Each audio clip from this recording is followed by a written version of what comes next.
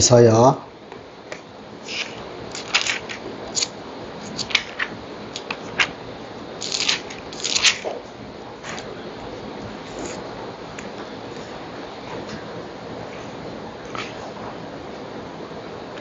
지난번에는 2장 11절까지 했죠. 오늘은 12절부터 일단 22절까지 같이 읽겠습니다.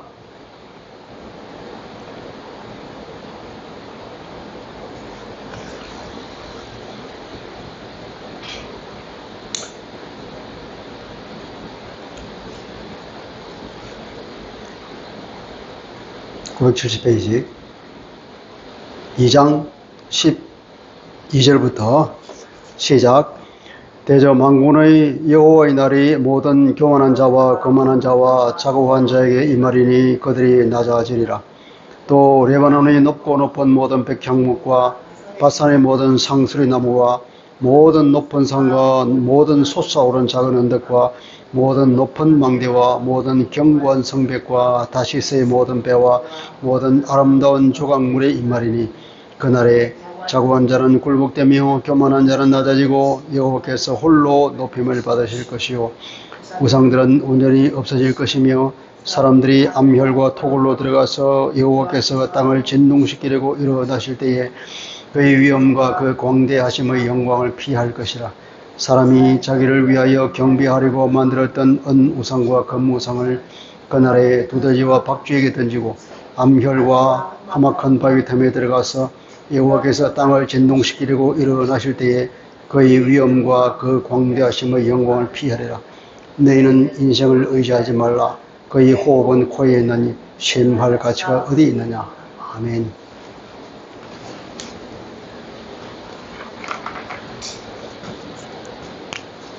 어, 2장부터 4장 지금 우리가 하고 있는 것 2장과 4장의 고문단에 해당하는 말씀입니다. 그 중에 이제 2장 처음에 보면은 이제 여호와의 원래의 계획과 근데 원래의 계획이 사실은 이미 일부가 성취가 되었죠. 말일에 여호와의 전의 산의 모든 산 꼭대기에 굳게 설 것이요 모든 작은 산 위에 뛰어나니 만방이 그리로 모여들 것이라. 만방이 그리로 모여들 것이다. 지금 이방인들이 시온으로 와서 하나님을 찬양하는 시기가 올 것이라고 그러는데 예수님의 초림으로 인해서 이미 이루어졌잖아요. 이게 이 초림으로 이제 그러니까 이것이 사실은 이 일부가 이제 오늘을 사는 우리는 여기서 성취된 것을 이제 맛보고 있습니다. 근데 이스라엘 그 당시 사람들은 몰랐죠.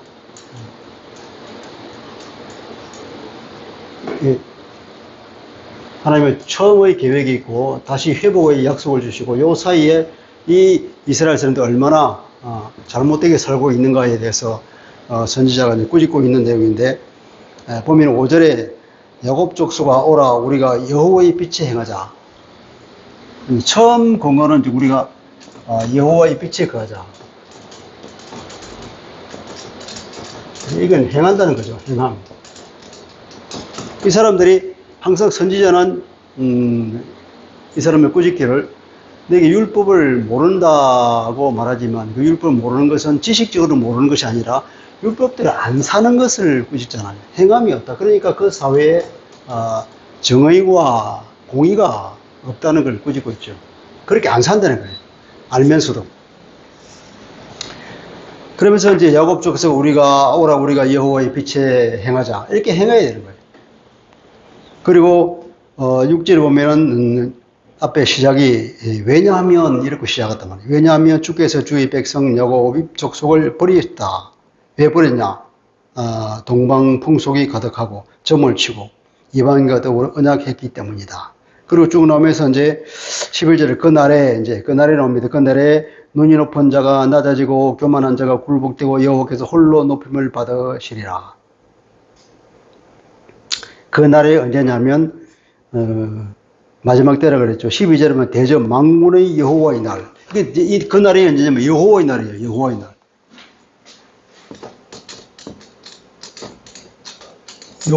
여호와의 날이 그날이 말일인데 이게 심판의 날이거든요. 이때 어떤 심판을 하느냐 보면 하나님을 떠난 사람들에 대한 심판이 나옵니다. 우상을 숨기고 하나님을 떠났고, 그래서 11절에 그날에 눈이 높은 자가 낮아지고 교만한 자가 굴복할 때가 여호와께 홀로 높임을 받으리라. 눈이 높은 자, 교만한 자, 그죠? 심판의 대상은 교만, 눈이 높은 자. 그리고 영원히 홀로 높임을 받으실 거라고. 모든 존재들이 원래의 창조된 그대로 돌아가는 거죠. 아니, 인간이 감히 하나님을 대들고 하나님의 법을 무시하고 하나님께 높아지고자 하는 그 마음이 있잖아요. 아담의 죄가 그거잖아요. 아담의 죄가 하나님과 같이, 사탄이 하나님과 같이 비교보려고 하는 그런 사탄의 교만 때문에 하나님을 쫓겨났는데, 이 사탄이 아담 부부를 유혹해서 그런 교만을 심어주고 하나님을 대적해서 떠나도록 만든 그 아담 부부의 후예를 따르는 후예들은 모두가 다 이런 죄 가운데 있는데, 이 교만한 것들, 하나님께서는 이 교만을 심어 하나님을 떠나서 피조물이 하나님께 대항하는 그런 교만, 그러니까 높아진 모든 것들, 오직 여호와 하나님만이 높으신 거예요. 그분만이 우리의 창조주시기 때문에 그 어떠한 존재도 하나님 앞에 높아질 수가 없는 거예요. 여기서 보면은 항상 그게 여기 쭉 나오는데, 결국 높은 것, 사람이 만들어서 세운 것, 창세기 11장에 나오는 그 바벨탑 같은 그런 모든 것들을 다 뭉개버린다는 것이 심판의 내용입니다. 자, 대저만군의 여호와의 날에 모든 교만한 자와 거만한 자와 자고한 자. 교만, 거만, 자고는 같은 말이죠, 그죠? 강조하기 위해서 반복한 것입니다. 그들이 낮아지리라. 그리고 레바논이 높고 높은 모든 백향목, 바산의 모든 상수리 나무, 높은 나무, 그들이 우상 숭배를 했던 그곳, 모든 높은 산, 모든 솟아오는 작은 언덕, 그것도 다 뭉개뜨려. 또 높은 망대와 모든 견고한 성벽, 이거 뭡니까? 사람이 만든 거잖아요.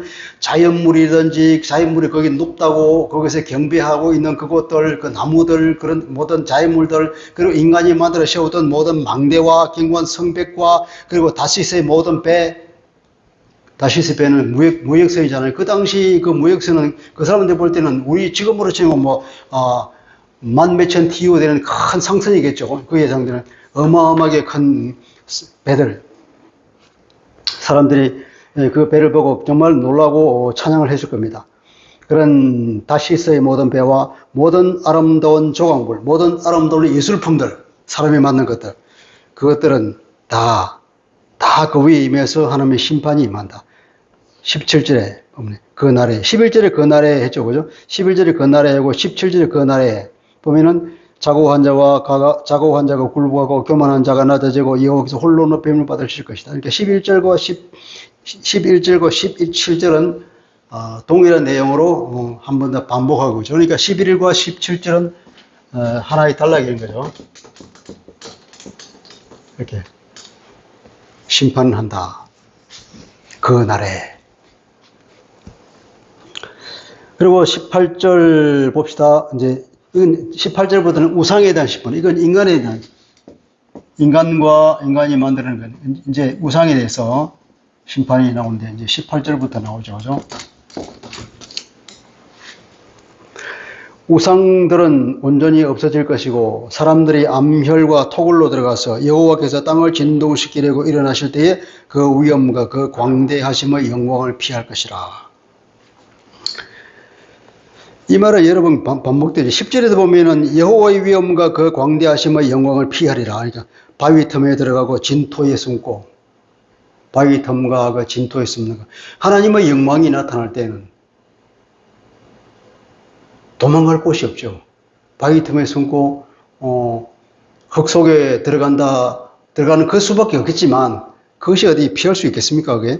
하나님은 심판할 필요도 없는 거예요. 영광이 나타나기만 하면 모든 것이 그냥 다 무너지게 되어 있죠. 10절도 그렇게 말하고 19절도 그렇게 말하고 또 21절도 그렇게 말하죠. 암혈과 험악한 바위 틈에 들어가서 여호와께서 땅을 진동시키려고 일어나실 때 그 위엄과 그 광대하심의 영광을 피하리라. 요한계시록에 이런 말이 있죠. 요한계시록 6장 가보면은 마지막 심판 때에 사람들이 바위 틈에 숨어서 산의 내 위에 무너져라 이렇게 말하면서 그 하나님의 영광이 너무나 두려워서 그런 하나님의 심판을 두고 얘기하고 있습니다. 우상. 사람이 자기를 위하여 경배하려고 만들었던 은 우상과 금 우상을 그날에 두더지와 박쥐에게 던져버리고, 이제 우상이 금 우상과 금은, 인간이 섬기는 금은, 금과 은, 재물이잖아요. 금과 은들. 또 금과 은을 만든 우상들. 이 우상들을 어떻게 아주 두더지 같은데, 버러지 같은데 던져버리고, 얼마나 하찮았으면 거기에 던져버린다. 어쩌면 이 우상들이 자기들이 그렇게 많은 가치를 주고 만드는 우상이 마지막 하나님의 심판대 보니까 아무런 역할을 하지 못하잖아요. 그러니까 어떻게 자기가 속았다는 배신감도 있을 것이고 정말 아무 의미도 없다는 걸 알고는 던져버리죠. 던지는데 어디에 던지나? 그 두더지와 박쥐들. 박쥐 번져간 건데 이제 무슨 벌레들 이런 뜻일 거예요. 그냥 아주 하찮고 지저분하고 더러운 것. 그리고 여호와의 광대하심을 피한다. 그리고 마지막 절에 너희는 인생을 의지하지 말라. 그 호흡은 코에 있느니 셈할 가치가 어딨냐. 그러면서 이제 22절에 인생을 의지하지 마라. 처음에는 우리가 여호와의 빛에 행하자. 선지자는 여호와의 빛 가운데서 우리가 행하자. 그렇게 말하고, 두 번째는 인생을 의지하지 마. 이렇게 여호와의 날에 모든 교만한 것을 심판하고 인간이 만들었던, 하나님을 대적해 만들었던 그 모든 것들 다 쓸어버리고 우상까지도 다 쓸어버리는 그런 마당에, 이건 무슨 뭡니까? 전부 다 인간이 만든 거잖아요. 인간의 창조력, 인간의 능력과 인간이 했던 그 모든 것들이 다 뭐냐? 다 심판받고 없애버리니까 결국은 인생을 의지하지 마라.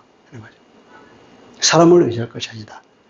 그러면서 이 2절은 이 인생을 의지하면 또 새로운 단락을 시작하는 말이에요. 그러니까 이것에 대한 결론이기도 하고 또 새로운 선지자의 또 공고이기도 합니다. 이 두 가지 공고는 뭘 말하느냐? 하나님의 심판이 이렇게 임한다는 거죠. 하나님의 심판이 이 인간의 교만한 것에다가 무너뜨리고 하나님만이 홀로 여호와만이 높아짐을 받을 것이다.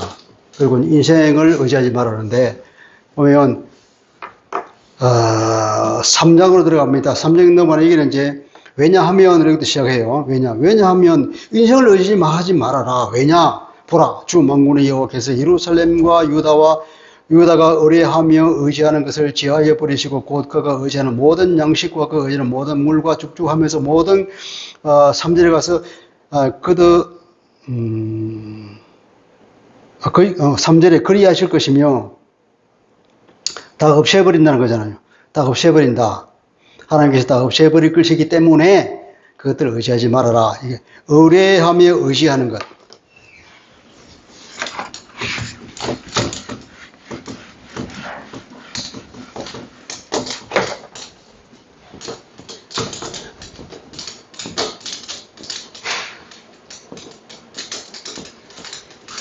너희들이 의뢰하는 것, 너희들이 의지하는 모든 의뢰하는 것과 모든 의지하는 것들, 이렇게 말이죠.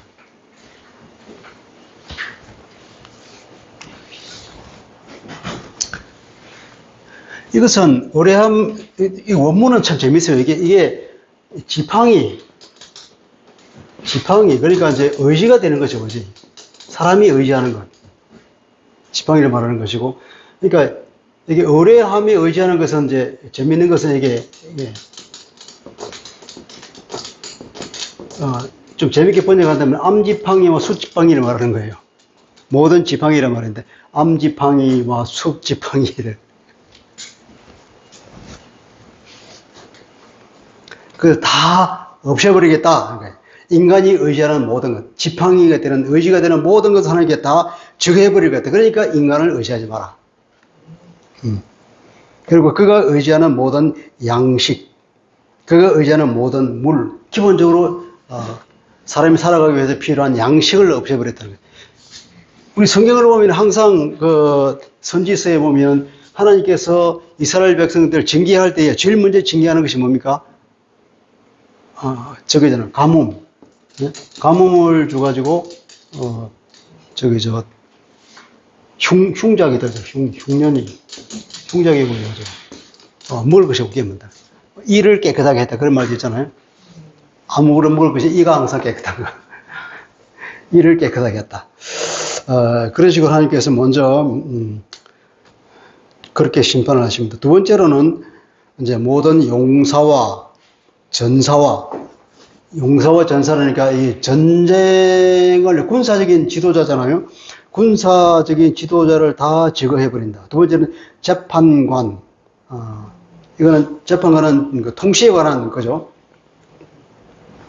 통치에 관한 지도자를 다 행정적인 제거, 정치적인 지도자를 제거해버리고 선지자, 복술자, 선지자와 복술자라는 게 이거 다 이제 영적인 지도자들인데 왜 복술자가 선지자와 함께 나올까요?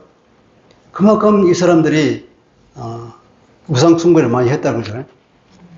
그들이 의지했던 하나님의 선지자뿐 아니라 그들이 의지했던 우상 숭배를 했던 그런 복술자들까지도 자기들은 지도자로 삼았으니 그것도 없애버리고, 그리고 장로들, 50부장과 귀인들 이런 것들 다 어떤 지방에 있는 지도자들 다 없애고, 모사, 그리고 정교한 장인과 능란한 요술자들, 이런 것들은 어떻게 보면 경제적인 지도자들이겠죠. 정치적인, 종교적인, 혹은 군사적인, 경제적인 모든 지도자들을 다 제거해버리는 겁니다. 4절, 이게 운문은 내가입니다. 내가 또 소년들을 그들의 고관으로 삼으시며 아이들이 그들을 다스리게 할 것이다. 아이들이 그들을 다스릴 것이다. 소년과 아이들.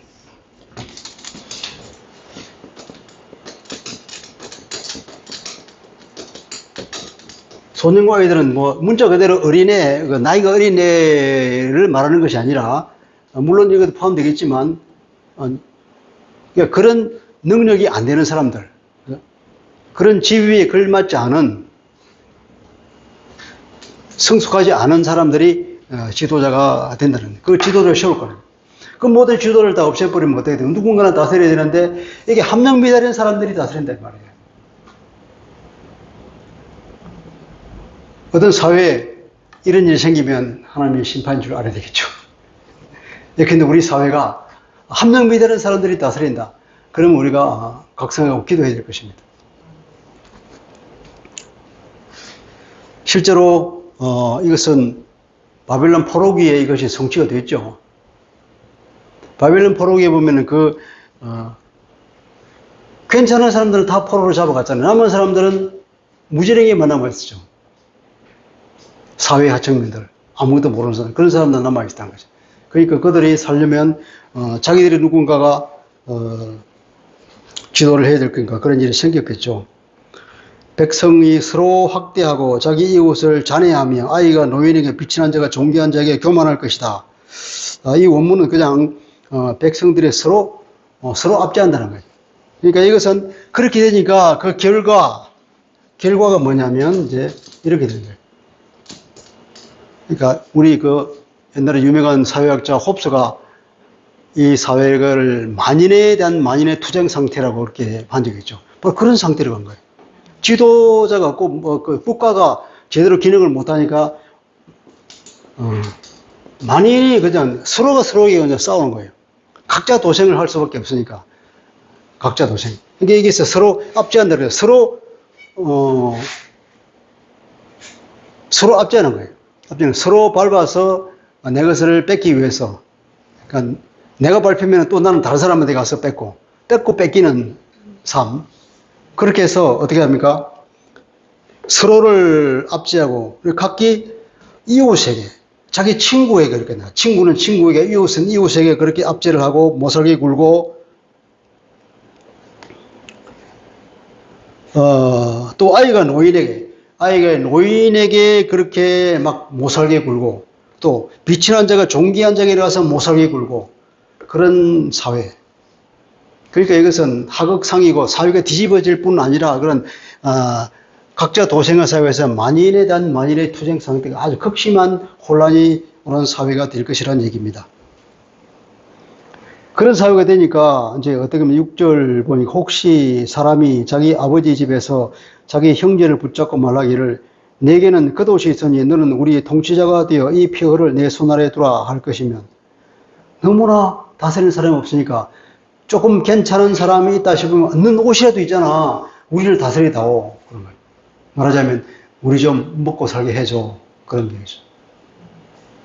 자기 친척 중에 누군가 괜찮은 사람이 있으면 우리의 지도자가 되라고. 너 그래도 옷이라도 있지 않냐고. 그렇게 말합니다. 그런데 그 사람은 이 시대가 되면 이제 그것까지도 거부한다는 겁니다. 그날에 그가 소리를 높여 이르기를 나는 고치는 자가 되지 아니하겠노라. 내 집에는 양식도 없고 의복도 없으니 너희는 나를 백성이 통치로 삼지 말라 하리라. 그 가족 간의 그 가정이 최소한의 이웃사랑, 최소한의 가정. 그러니까 야고보 사도가 너희 친척 중에서 헐벗고 굶는 사람이 있는데 말로만 그냥 옷 좀 따뜻하게 입어, 좀 먹고 다녀 이렇게 말하면 뭘 소용이냐. 뭐 줘야지 이렇게 말하는 거 똑같은 거예요. 그런 의무도 이행하지 않는 사회가 온다는 겁니다. 이제 8절을 보면 왜 이런 심판이 났는가 하는 이유를 말합니다. 8절 이것도 맞아요. 왜냐하면으로 시작하는 거예요. 8절. 왜냐하면 예루살렘이 멸망하였고 유다가 엎드러졌기 때문이다. 예루살렘이 망했고 유다가 이제 다 무너져 버렸다. 그렇기 때문에 이런 일이 생긴다. 그러니까 이것은 이런 심판 결과 총체적인 붕괴를 초래하게 되는 거죠. 그렇기 때문이다. 또 왜냐하면 여기 나오는데 왜냐하면 그들의 언어와 행위가 여호와를 거역하여 그 영광의 눈을 범하였기 때문이다. 왜 망했느냐? 망한 이유는 언어와 행위. 근데 말도 그렇게 했으며 행동도 그렇게 했다. 하나님에 대해서 하나님을 거역했다. 그리고 그 영광의 눈을 범하였다. 영광의 눈을 범하였다는 건 어떤 말일까요? 하나님은 영광 중에 계신 분인데 하나님의 눈도 역시 영광스러운 눈이겠죠. 하나님께서 영광스러운 눈으로 이스라엘 백성들을, 자기 백성들을 다 쳐다보고 있는데 그 하나님의 눈 앞에서 보란듯이 뻔뻔스럽게 이런 하나님을 거역하는 말과 하나님을 거역하는 행동을 아주 자연스럽게 그냥 했다는 거예요.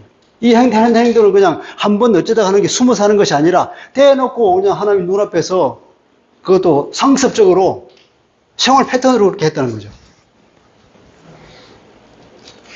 그러니까 하나님의 심판을 피할 수가 없죠. 그러니까 그걸 설명하는데 그들의 그렇게 하나님 앞에 패까지 하는 그들의 어쩌냐 그들의 안식이 불리에게 증가하며 얼굴 보면 알잖아요. 그 얼굴에 그냥 써 있는 거예요. 어떤 사람이 얼굴에 그냥 써 있는 사람 봤습니까? 죄인, 깡패 이렇게 쓰는 사람 있습니까? 안식이 불리에게 증가하고 그들의 죄를 말해주고 숨기지 못함이 소돔과 같으니 그들의 영혼에 화가 있을진저 그들이 재앙을 자취하였도다. 너희는 의인에게 복이 있으리라 말하라. 그들은 그들의 행위의 열매를 먹을 것이요 악인에게는 화가 있으리니 이는 그 손으로 행한 대로 그가 보응을 받을 것입니다. 10절 11절은 이제 일반적인 이제 심판에 관한 거죠. 인과응보에 관한 죄에 대한 보응하는 하나님 일반 원리에 대해서 말합니다. 12절은 내 백성을 학대하는 자는 아이요 다스리는 자는 여자들이라. 내 백성이요 내 인도자들이 너를 유혹하여 네가 다닐 길을 어지럽히느니라. 내 백성을 학대하는 자 누구라고요? 아이. 다시 돌아갔습니다. 앞으로. 그런 소년과 아이가 다스리게 만들 것이다. 지도자를 다 제거해버리고 그런 상태가 됐으니까 내 백성을 학대하는 자 그런 아이들이 함량미달인 사람이 왕이 되어서는 그 백성들을 압제하는 그 사회를 보라 이거죠.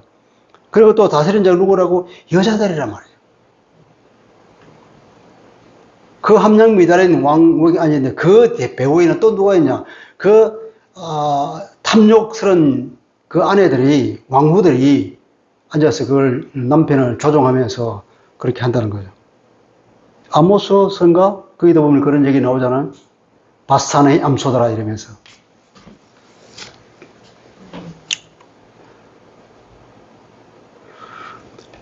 내 백성이여 내 인도자들이 너를 유혹하여 네가 다닐 길을 어지럽히라. 어디로 갈지 모르게 만들어 버렸다는 거죠. 그러니까 하나님께서 이제 심판합니다. 13절부터 여호와께서 변론하러 일어나시며 백성들을 심판하려고 서시던 이제 재판정에 출두하시는 겁니다. 여호와께서 자기 백성의 장로들과 고관들을 심판하러 오시리니 포도원을 삼킨 자는 너희며 가난한 자에게서 탈취한 물건이 너희 집에 있도다. 하나님께서 이제 농고를 합니다. 포도원이라는 것은 유다를 말하겠죠. 하나님 사랑하는 백성들을 얘기합니다. 포도원을 삼켰다. 포도원을 잘 가꾸라고 너희들 지도자를 세웠는데 오히려 그 포도원을 삼켰구나. 가난한 자에게서 탈취한 물건이 너희 집에 있지 않냐. 그 작물이 증가한다 그죠. 15절 어찌하여 너희가 내 백성을 짓밟고 착취하고 가난한 자의 얼굴에 맷돌질을 하느냐.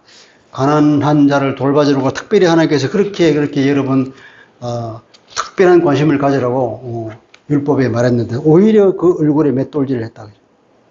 주 만군의 여호와 내가 말하였느니라 하시도다. 만군의 여호와가 말하였느니라. 3장 1절에 보면 주 만군의 여호와께서 주 만군의 여호와께서 말씀하셨다. 그리고 15절에는 만군의 여호와 내가 말하였느니라. 이렇게 이제 도장을 찍었죠. 이제 처음부터 끝을 한 달락이 끝났습니다. 이제 여호와께서 또 말씀하시되 또 심판할 게 있는 거예요. 시온의 딸들이 교만해요. 시온의 딸들 이제 이 시온의 딸들이 누굴까요?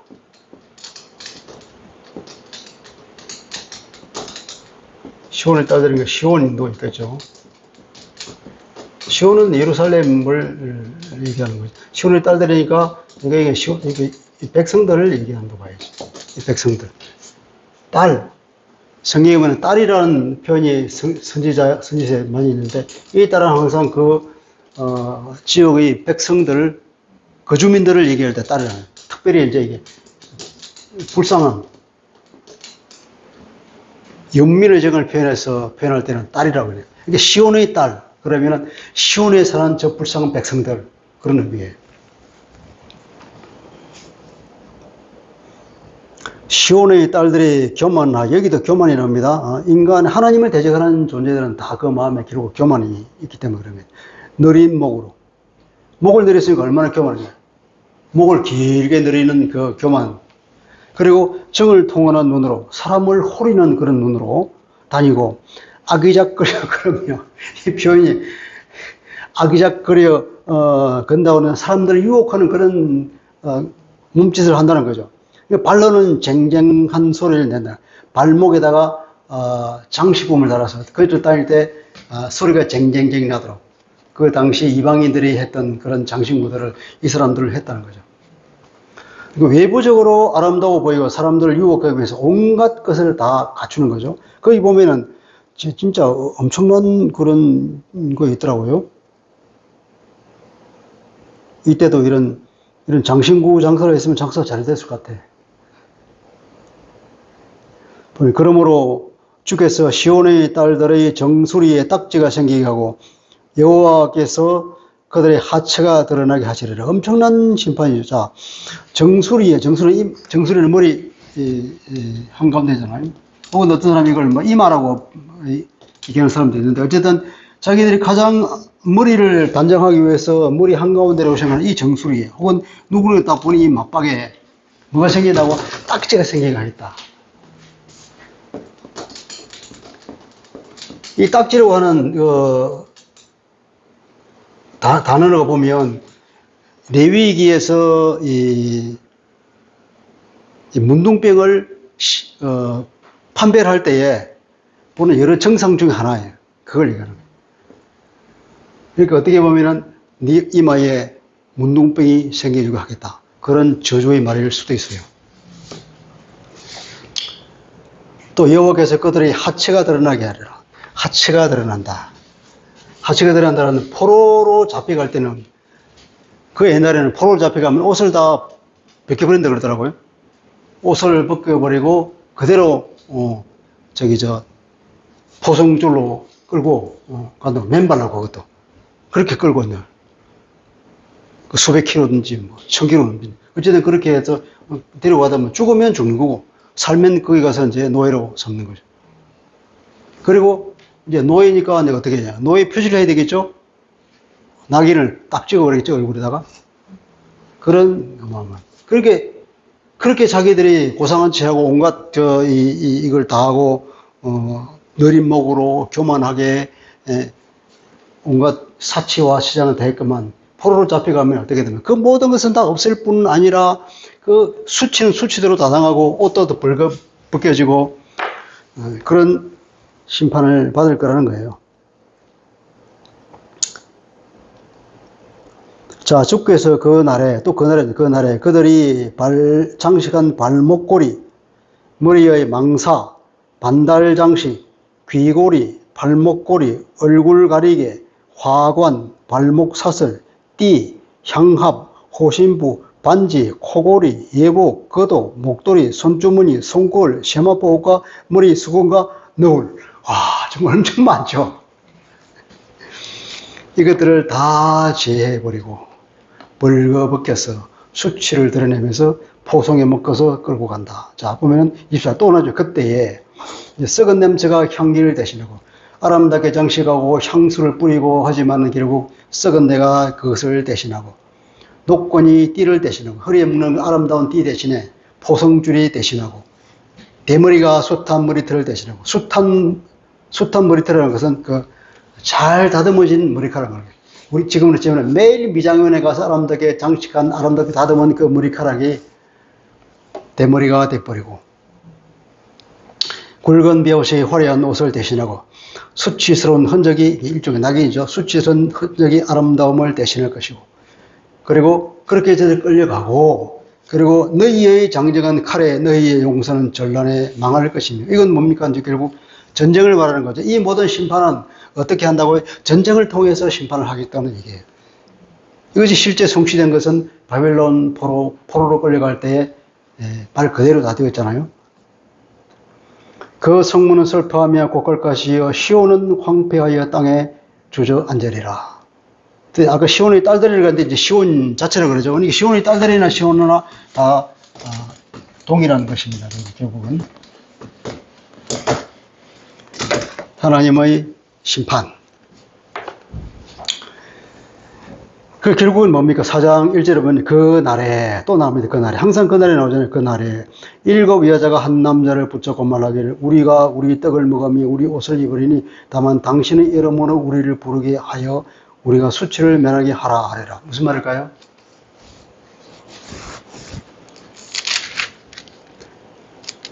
삼장 6절에 보면 혹시 사람이 자기 아버지 집에서 자기 형제를 붙잡고 말하기를 내게는 겉옷이 있으니 너는 우리 통치자가 되어다오. 그렇게 말하는 거고 그날에 7 여자가 한 남자를 붙잡아 말하기를 우리의 남편이 되어다오. 그런 거잖아요. 남자가 여자와 결혼할 때는 그 당시에는 자기 지참 일종의 그 돈을 내야 되잖아요. 근데 여자가 우리가 돈 가져가겠다. 그러니까 당신은 우리를 위해서 옷도 줄 필요 없고 음식도 줄 필요 없고 우리가 우리를 다 먹고 할 테니까 다만 당신이 내 남편만 되어두시오. 내 남편이라고 이름만 불리게 해주시오. 그러면 내가 시집 못 가는 그 수치를 면하겠습니다. 그런 게. 전쟁이 나서 모든 남자들이 다 죽어버리면 이런 일이 생긴다는 것입니다. 자, 그렇게 해서 심판 단락이 끝나고 그리고 또 느닷없이 하나님께서는 이 심판이 그냥 내가 이스라엘을 미워해서 그들을 저주하려고 심판을 내리는 것이 아니라 그들을 회복하기 위한 것이다.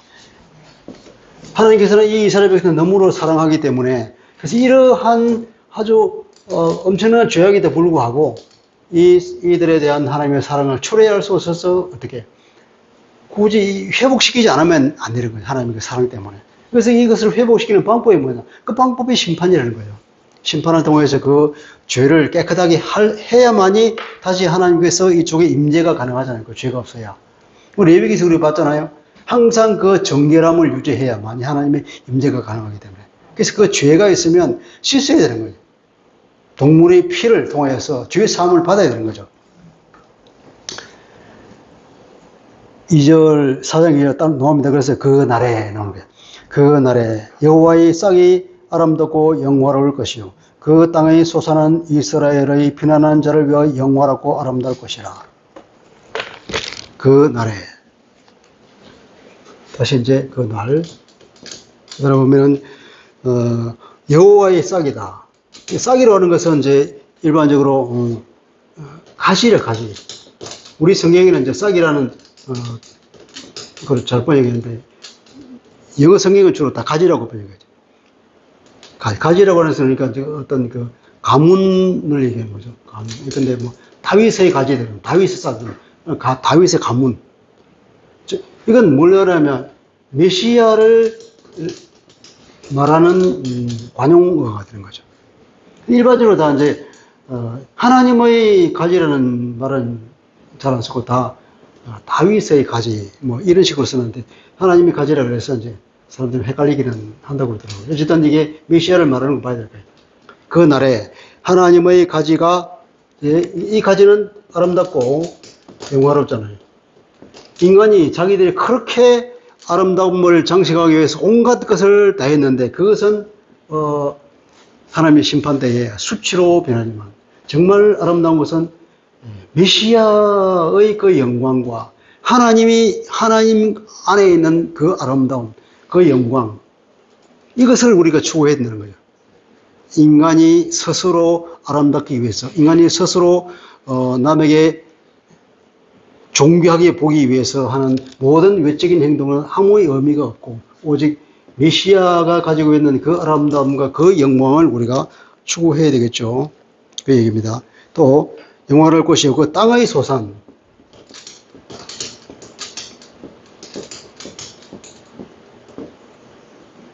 땅의 소산은 이스라엘의 피난지를 땅의 소산이 영화롭다. 이거는 아름답다. 하나님의 가지가 메시아가 아름답고 영화롭고 땅의 소산도 영화롭고 아름답다. 그러니까 이 두 개는 같은 얘기예요. 하나님의 가지, 땅의 소산. 어쩌면 이것은 인간으로 태어날 메시아를 말하고 있는 것 같고 하나님의 가지라고 하는 것은 예수님의 이 메시아의 이 신성을 말하는지도 모르겠어요. 어쨌든 땅의 소산. 이 땅의 소산은 앞에 1장에 보면 하나님께 돌아오면 다시 너희들이 땅의 소산을 먹게 해주겠다는 그런 약속이 있었잖아요. 이 땅의 소산. 이게 아름답다. 이것은 뭐냐면 향후에 이루어질 회복을 얘기합니다. 그러니까 메시아가 와서 다 회복시켜 주겠다는 그런 예언으로 보고 있는 거고. 그래서 이제 이 혜택을 받는 사람이 누구냐면 여기는 땅에서 누구는 이스라엘의 피난한 자, 피난해서 살아남은 자들을 위한 땅의 소산이에요. 그렇죠? 그들이 먹는 땅의 소산입니다. 시온에 남아있는 자, 예루살렘에 머물러 있는 자, 곧 예루살렘 안에 생존한 자 중 기록된 모든 사람. 생존자가 모두가 아니라 특별히 기록된 하나님의 생명책에 기록된 그 사람, 기록된 그 사람들, 그들은 거룩하다 칭함을 얻을 것이다. 거룩하다. 이때는 주께서 심판하는 영과 소멸하는 영으로 시온의 딸들의 더러움을 씻기고 예루살렘 피를 그들 중에서 청결하게 하실 때가 되었다. 때가 되었다. 어떤 때가 되었다고 하냐면 그들을 깨끗하게 한다. 더러움을 씻긴다. 더러움을 씻기는 것도 정결이죠. 그죠? 정결과 청결하게 하는 때가 되었기 때문이다. 어떻게 하냐면은 이 정의는 심판하는 거 소멸하는 의미다. 심판의 영, 소멸의 영. 그 영으로 깨끗하게 하고 청결하게 할 때가 되었기 때문이다. 심판의 영, 소멸의 영은 이 메시아의 사역이죠. 메시아의 사역이 주께서 이제 메시아를 보내가지고 심판의 영과 소멸의 영으로 시온의 딸들의 더러움을, 하나님 백성들의 그 더러움, 죄의 더러움들을 다 씻기고, 그리고 예루살렘에게 피를 그 중에서 청결하게 하실 때가 되었다. 우리가 성경을 보면 이제 우리가 거듭나는 것은 물과 불, 피, 이 세 가지를 쓰잖아요. 물과 불로. 물은 세례를 말하는 것인데 우리 죄 사함을 말하는 것이고, 불은 성령을 말하는 것이고, 그죠? 피는 그리스도의 피를 말하는 것이고. 그러니까 물, 불, 피, 또 구약에 보면 이 피가 이 죄 사함을 주죠, 그죠? 그래서 그 피가 궁극적으로 메시아 그리스도의 피를 말하는 것인데, 심판하는 영과 소멸하는 영으로 씻긴다고 하는 것도 그런 의미로 볼 수 있겠습니다. 어쨌든 성령의 능력으로 그렇게 합니다. 그래서 그 결과는 여호와께서 거하시는 온 시온산과 모든 지폐 위에 낮에는 구름과 연기, 밤이면은 화염의 빛을 만드시고,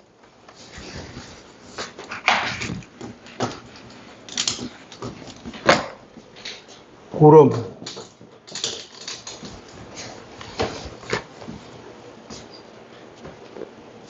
밤이면은 화염의 빛을, 화염,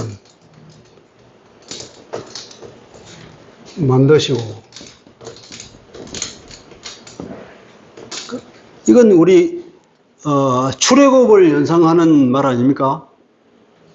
출애굽할 때에 하나님께서 그 백성들을 보호할 때에는 낮에는 구름 기둥으로 그들의, 더위를 막아줬고, 밤에는 불 기둥으로 그들의 사망의 추위를 막아주어서 보호해 줬다는 하나님의 말씀. 출애굽을 말합니다. 그러니까 이것은 새로운 출애굽입니다. 우리 예수님의 생애를 볼 때에 이 출애굽의 개념을 가지고 설명하죠. 하나님께서 말씀하시기를 마태복음에도 보면은 내 아들을 내가 이집트에서 불렀다 하는 그런 얘기도 있잖아요. 그래서 그 성취가 됐다. 우리 예수님이 어떻게 됐습니까? 태어나가지고 이집트 들어갔잖아요. 이집트 들어가서 다시 나왔잖아요. 그죠? 그런 출애굽의 개념을 우리 메시아가 보여주는 거예요. 그걸. 이 메시아의 사역은 항상 옛날 출애굽의 모티브를, 출애굽의 그 그림으로 우리에게 설명해 주고 있습니다. 항상 이 구름과 구름. 그리고 이것은 뭐냐면 하나님의 새로운 창조 사역이라고 합니다. 만들다고 하는 거, 이걸 이제, 바라라고 이렇게 써요. 바라. 우리 창세기 1장 1절에 보면은 태초에 하나님이 천지를 창조하셨다. 그때 바라. 이 바라는 하나님의 창조의 능력을 나타낼 때에만 특별히 쓰는 단어예요.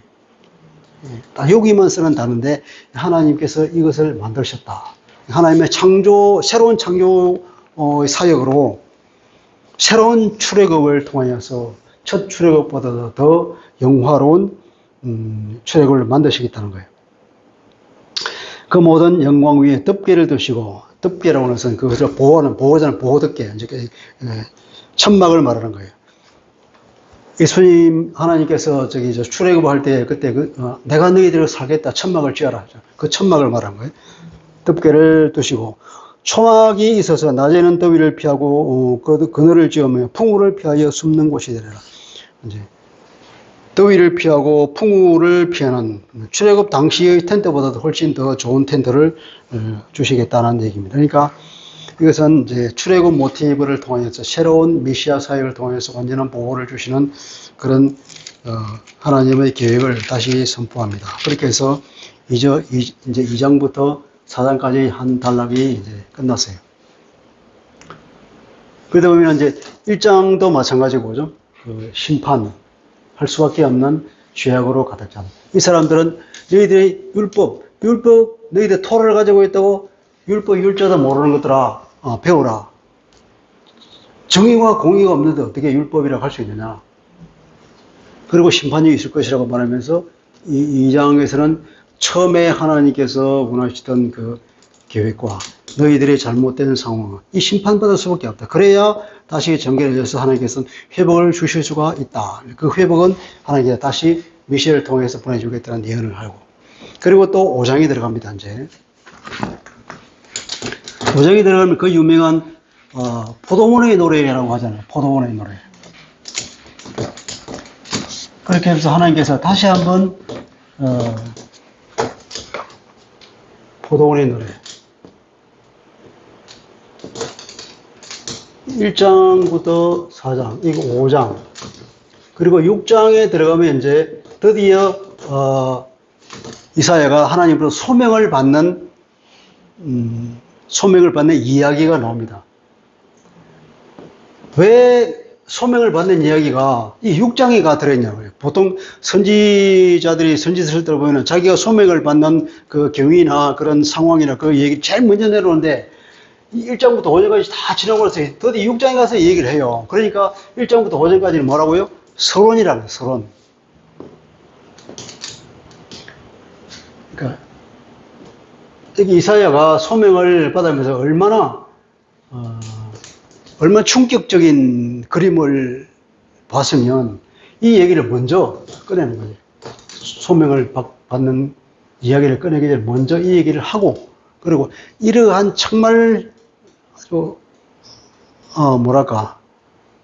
하나님의 심판할 수밖에 없는 그런 상황에 아주 어려운 시기에 내가 하나님으로부터 소명을 받고, 그리고 하나님이 주신 그 환상을 다 본 거다 하는 얘기가 이사야서 이제 5장까지, 여기 6장까지가 이제 되는 거예요.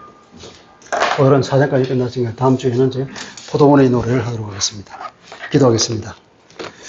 거룩하신 아버지, 오늘의 2장부터 4장까지 흘러나가는 하나님의 단락을 끝냈습니다. 하나님께서 처음에 계획하였던 이스라엘을 통하여서 하나님 봤던 그 비전, 그것은 우리가 출애굽기 19장에 나와 있는 제사장 나라요 거룩한 백성으로서 그들을 통하여서 아브라함에게 약속하였던 그 약속을 성취시키는 것이 하나님의 계획이었건만, 오늘의 상황으로 볼 때 그들은 정말 심판받지 않을 수 없는 그런 엄청난 타락한 상황을 주님께서 보시고 안타까워하면서 심판을 예고하는 그런 상황과, 그럼에도 불구하고 이 심판이 끝났을 때에는 또 다시 회복하겠다는 하나님의 그 끈질긴 사랑을 표현하는 걸 보게 됩니다. 하나님 아버지, 우리가 하나님의 그 다할 수 없는 사랑, 하나님의 그 실패하지 않는 사랑, 하나님의 그 했어야 될 사랑 때문에 우리가 미션을 통하여서 우리가 하나님의 자녀가 된 것을 보며 감사를 드립니다. 하나님, 우리도 이스라엘 백성들이 그 하나님의 선택된 백성들이었건만 하나님의 그 마음을 몰라보고 하나님을 멀리하고 교만해져서 온갖 죄악 가운데 심판의 대상이 되었던 것을 생각하면서 우리가 늘 우리 주 예수 그리스도를 바라보며 우리를 스스로 돌아보면서 하나님의 그 성품에, 하나님의 기대에 어긋나지 않는 삶을 행동으로 살아낼 수 있도록 은혜를 베풀어 주옵소서. 감사하며 예수님 이름으로 기도합니다. 아멘.